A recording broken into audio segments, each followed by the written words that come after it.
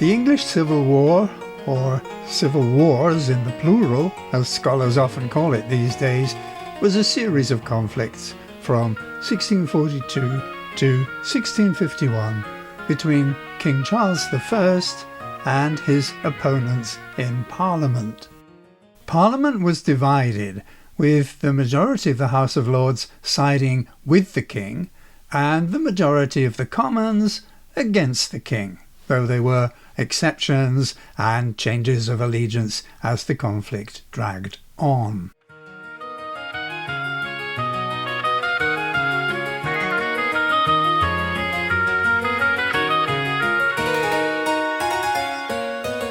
For years, Charles had tried to rule without Parliament, raised money for unpopular wars by unpopular methods, and backed religious policies that many Protestants saw as dangerously Catholic.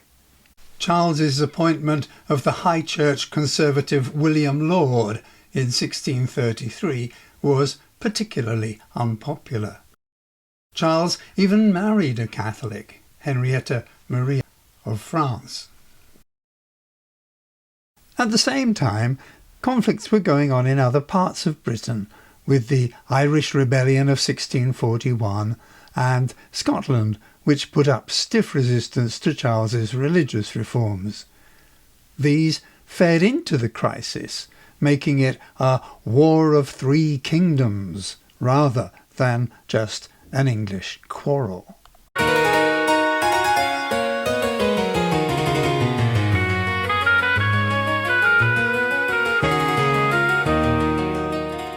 The conflict was along two main axes, one political and the other religious. The king and his supporters wanted him to rule with very wide powers and only limited interference from Parliament. His opponents, of course, wanted the king to take a back seat and let Parliament make the major policy decisions.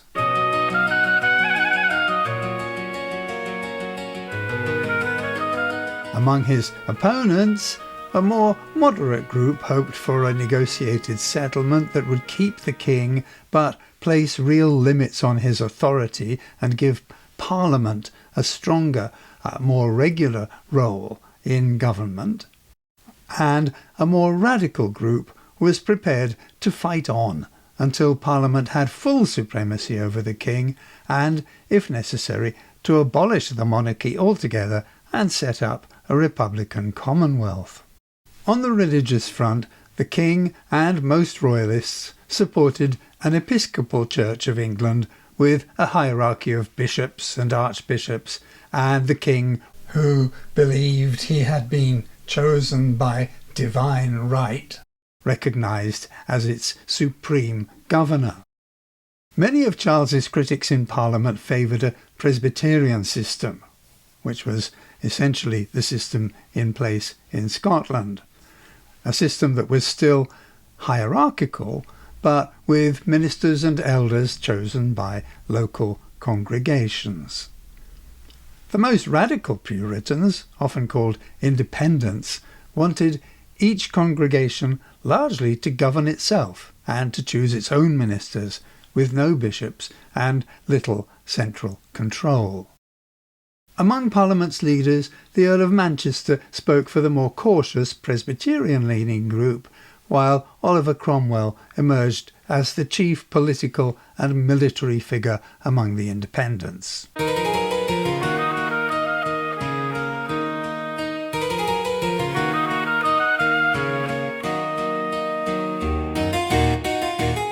Open war broke out in 1642. Royalist armies, known as Cavaliers, fought Parliament's forces, often called Roundheads, across England and Wales. Early on, command of the parliamentary side was divided among more moderate generals such as the Earls of Essex and Manchester. But Cromwell's reputation rose after a series of successful campaigns. In 1645, Parliament created the new Model Army, a disciplined national force under Sir Thomas Fairfax, with Cromwell as a leading cavalry commander. Its victory at the Battle of Naseby that year effectively destroyed the king's main field army.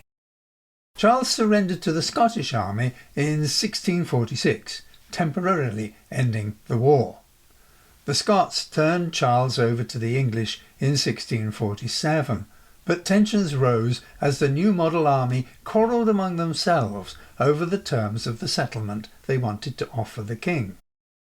Charles, meanwhile, secretly plotted with the Scots, telling them he would make concessions towards Presbyterianism in exchange for their support.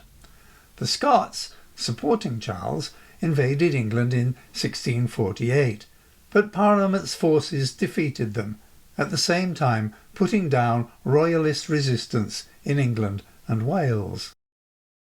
The more radical parliamentarians, believing it was no longer possible to trust Charles, took control in December 1648. Soldiers, led by Colonel Thomas Pride, entered Parliament and prevented over 200 moderates from entering, arresting 45 of them. Those who remained formed what was called the Rump Parliament, the faction that was willing to abolish the monarchy. This body put the king on trial. Charles refused to accept the authority of the court and neither entered a plea nor mounted a defence. In January 1649, Charles was executed, and England was declared a republic or commonwealth. However, the war continued.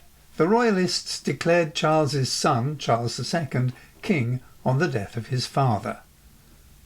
Resistance in England itself was crushed within a few months, but Royalist rebellion continued in Scotland and Ireland.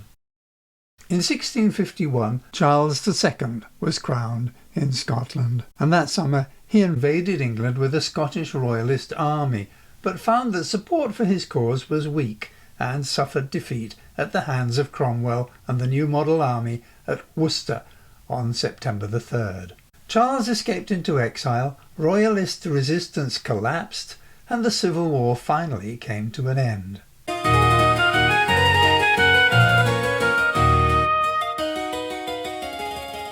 In the short term, then, the radical Puritan parliamentarians succeeded in killing the king and taking control of the country.